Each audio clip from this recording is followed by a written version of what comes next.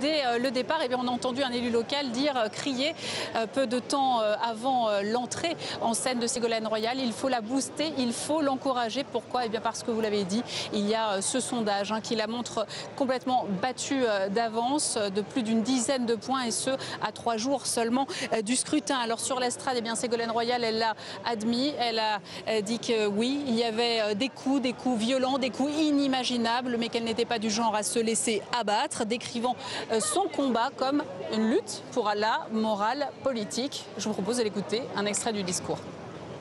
La dissidence nous a déjà privés d'une victoire, d'un bonheur, non seulement pour nous-mêmes, mais aussi pour conforter la majorité parlementaire, pour conforter le gouvernement, pour conforter le président de la République. Et à cause de cette division, aujourd'hui, nous avons un combat difficile à conduire.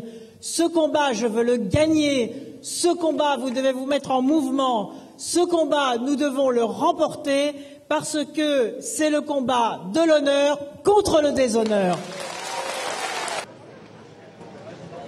Ségolène Royal qui n'hésite pas à comparer son adversaire, le dissident Olivier Falorni, à Nicolas Sarkozy, un député de droite camouflé selon elle.